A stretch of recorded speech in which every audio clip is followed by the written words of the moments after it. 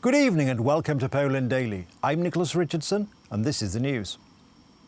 How to contain the illegal immigration from Belarus was the major topic at the Polish-Lithuanian intergovernmental consultations chaired by the Polish and Lithuanian Prime Ministers Mateusz Morawiecki and Ingrida Szimonyte in Warsaw. The Prime Ministers of Poland and Lithuania say that tighter security at their borders with Belarus is the best way of easing pressure from migrant inflows there, as they expect the hybrid attack from Belarus to intensify.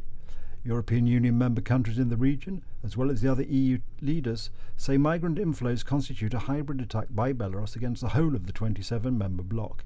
Lithuania's Ingrida Simonyte and Poland's Mateusz Morawiecki discuss ways of preventing illegal migration and enhancing security on the EU's eastern border, as well as issues linked to the situation in Afghanistan. This is another step towards bringing our trade, investment and economic cooperation closer together to resolve the more difficult cases we have discussed. This Polish-Lithuanian unity is needed not only for the economy, but also for other challenges which we and the entire European Union are facing. The 17th of September is a symbolic day in Polish history, which recalls the Soviet Union's invasion of Poland during World War II. Today, we can see that these events have not passed into history and are not as distant as one might think. It's a pity that our eastern border is a different space, which can be called an area of non-dominance of law. We could see this when, in the space of a few months, someone pushed thousands of people to take part in a hybrid attack. We witnessed these people being pushed across the border of the Union in order to put pressure on the entire European Union. This is the day when we have to rethink our position in the geopolitical map of the world. What challenges we have. We belong to the Europe that they tried to tear us out of during the Second World War.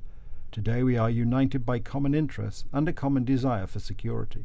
The 17th of September marks the 82nd anniversary of the Soviet stab in the back, as contemporary press described the sneak attack on Poland's eastern border by the over 600,000 strong Red Army while Polish troops were fighting Nazi German forces in the west. The Soviets thus fulfilled their obligations under the Ribbentrop-Molotov Pact.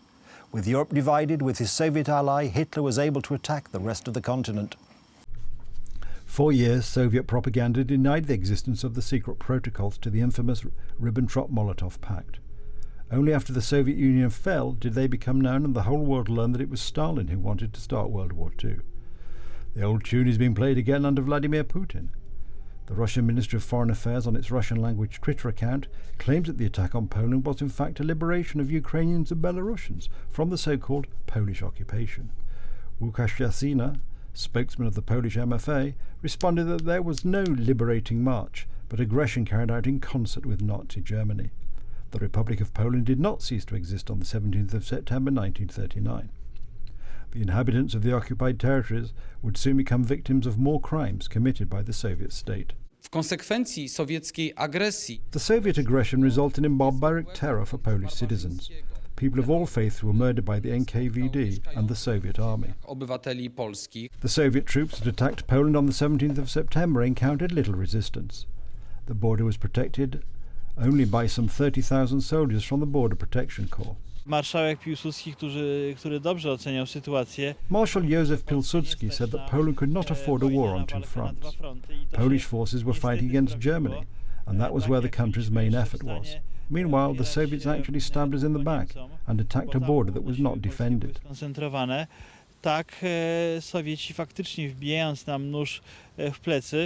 1939 and 1945, the Soviets deported almost 1.5 million Poles deep into the Soviet Union. Of the approximately 250,000 soldiers taken prisoner, nearly 23,000 officers and policemen were murdered in Katyn, among other places. Thousands lost their lives in unclear circumstances, and their burial place has never been found. Even today, the Russian authorities claim that it was not an aggression, but fraternal assistance, the liberation of Belarus and Ukraine. The anniversary of Soviet aggression is also Siberian Prisoners' Memorial Day. Therefore, on the anniversary of those events, the Siberian Prisoners' Memorial Museum was opened in Białystok. The ceremony was attended, among others, by President Andrzej Duda. As Sybiracy, or Siberian prisoners, we refer to all those who were deported from Poland to Kazakhstan, to the Urals, or to other places in the east, where they were imprisoned, tortured, and worked beyond their strength.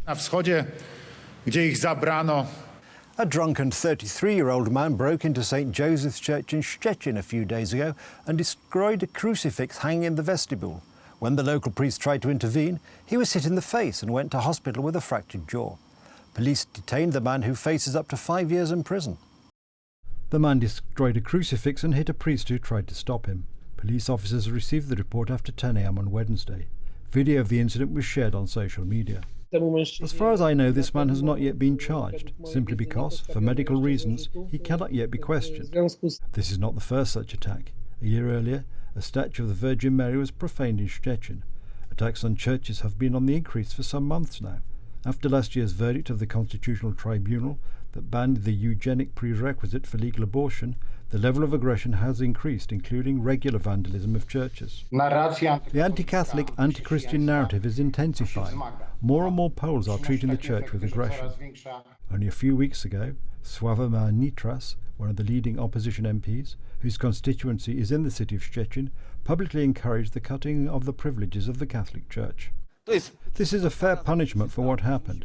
We need to cut you off from certain privileges, because if we don't, you will raise your heads again if something changes. That is my view.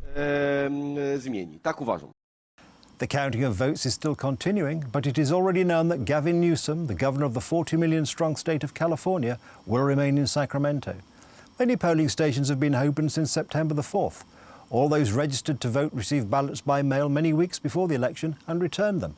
When the ballots were counted, 32.5% of the vote was in favour of the governor's recall, 67.5% against, and the Republican candidate, Larry Elder, won the most votes with 44%.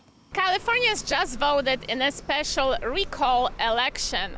Many of them voted by mail, but during the election on September 14th, Tuesday, many people came to the polls. There were lines like during the presidential election just a year ago.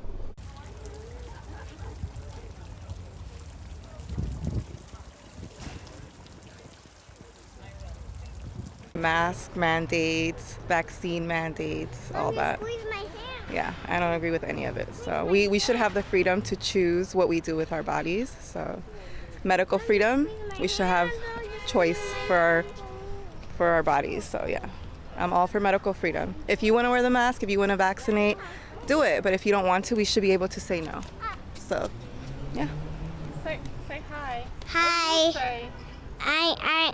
I'm gonna say recall Newsom. Recall Newsom. So you happy to be here with your mom? Yeah. Having fun? Yeah, but I'm going to the park, but I'm having really fun. Faulty infrastructure, bad bridges, bad everything. So what he did was he misappropriated these. Well, he had that written, that note that there's going to be 60 million people. Fortunately, people can take advantage. Americans are, from my experience, we're very, very honest people. I've been in this country for 30 years, but unfortunately, you see things that doesn't make sense anymore. It's very sad. I really I have a tremendous appreciation for this country, for the freedom of speech, freedom of press, and unfortunately in front of our eyes we see that these things are just going down the drain, and it's very, very sad. So where are you from? I'm from Iran. For Poland Daily, Małgorzata Schulz, Los Angeles. That's the news. Thank you for watching. Stay with us for the weather, Poland Daily Business and more programmes. But from me, it's have a good night and a better tomorrow.